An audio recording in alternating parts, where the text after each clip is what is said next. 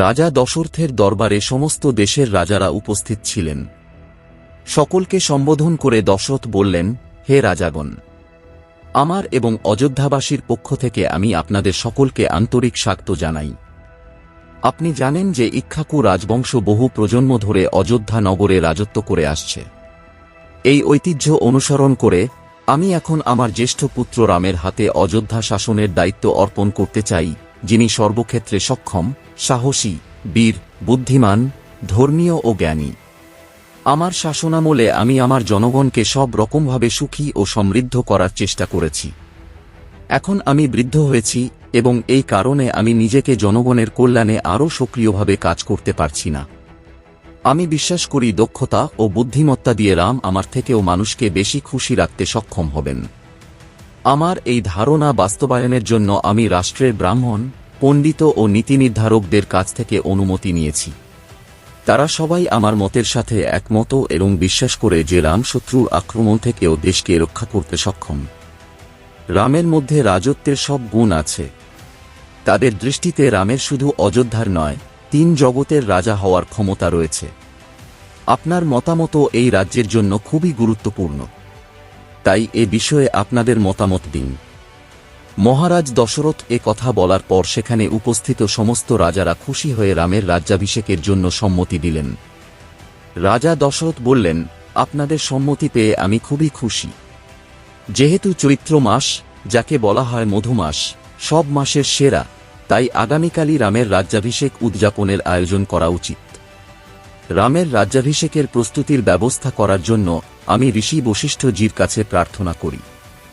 রাজা দশরথের অনুরোধ গ্রহণ করে রাজগুরু বশিষ্ঠজি যত তাড়াতাড়ি সম্ভব স্বর্ণ, রৌপ্য, উজ্জ্বল মানিক, সুগন্ধি ওষুধ, সাদা সুগন্ধি মালা, লাজা, ঘি, মধু, সূক্ষ্ম বস্ত্র ইত্যাদি সংগ্রহের ব্যবস্থা করার জন্য সংশ্লিষ্ট কর্মকর্তাদের নির্দেশ দেন। চতুরঙ্গিনী বাহিনীকে সজ্জিত থাকার নির্দেশ দেন।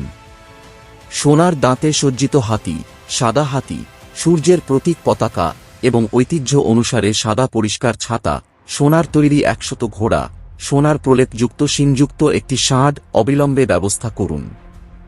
একটি সজ্জিত বেদি তৈরি করুন। এভাবে তিনি সংশ্লিষ্ট কর্মকর্তাদের অন্যান্য প্রয়োজনীয় নির্দেশনাও দেন। এরপর রাজা দশরথ তার প্রধানমন্ত্রী সুমন্তকে অবিলম্বে রামকে নিয়ে আসতে বলেন। মহারাজের আদেশ অনুসারে সুমন্ত রামচন্দ্রকে রথে নিয়ে আসেন। অত্যন্ত শ্রদ্ধার সাথে রাম তার পিতাকে প্রণাম করলেন এবং উপস্থিত লোকদের যথাযথভাবে শুভেচ্ছা জানালেন। রাজা দশরথ রামকে নিজের কাছে বসিয়ে হাসিমুখে বললেন, হে রাম, তোমার গুণে সকল মানুষ খুশি। তাই আমি সিদ্ধান্ত নিয়েছি যে আগামীকাল আমি তোমাকে রাজ্যাভিষেকের হার দেব। এই বিষয়ে আমি ব্রাহ্মণ, মন্ত্রী, পণ্ডিত এবং সমস্ত রাজা সম্রাটের সম্মতি নিয়েছি। এই উপলক্ষে আমি আমার অভিজ্ঞতা থেকে শেখা কিছু শিক্ষা দিতে চাই। প্রথম জিনিসটি হল, আপনি কখনই নম্রতা ত্যাগ করবে না। সর্বদা তোমার ইন্দ্রিয়গুলিকে তোমার নিয়ন্ত্রণে রাখবে। আমাদের মন্ত্রীদের হৃদয়ে উদ্ভূত চিন্তাগুলি সরাসরি জানার এবং বোঝার চেষ্টা করা। সর্বদা জনগণকে সন্তুষ্ট ও খুশি রাখার চেষ্টা করবে। আমার বলা এই বিষয়গুলো মেনে চললে সকল প্রকার ঝামেলা থেকে নিরাপদ থাকবে এবং জনপ্রিয়তা অর্জনের সাথে সাথে নির্বিঘ্নে প্রশাসন পরিচালনা করতে পারবে। যে রাজা তার প্রজাদের সুখী ও সমৃদ্ধ রাখতে সর্বদা সচেষ্ট থাকেন, পৃথিবীতে তার কোনো শত্রু থাকে না। এমনকি যদি কেউ স্বার্থপরভাবে তার ক্ষতি করতে চায়, তবে সে তার উদ্দেশ্য সফল করতে পারে না। কারণ এই ধরনের রাজা তার প্রজা ও বন্ধুদের আন্তরিক সমর্থন পান। রাম তার পিতার কাছ থেকে এই দরকারি শিক্ষা পেয়ে নিজেকে ধন্য মনে করেছিলেন এবং তিনি তার পিতাকে আশ্বস্ত করেছিলেন যে তিনি এই বিষয়গুলি চিঠিতে অনুসরণ করবেন। দাসী ও চাকরগণ রাজার মুখ থেকে রামের রাজ্যাভিষেকের কথা শুনে আনন্দে লাফিয়ে উঠলেন এবং রানী কৌশল্যার কাছে গিয়ে তাঁকে এই শুভ বার্তা বললেন, যা শুনে তাঁর প্রতিটি রন্ধ্রে শিহরিত হল। যারা তাকে এই সুসংবাদটি বলেছিল তাদের তিনি প্রচুর সোনা, জামাকাপড় ও গহনা দিয়ে ধনী করেছিলেন। ভিডিও ভালো লাগলে লাইক করবেন ও শেয়ার করবেন।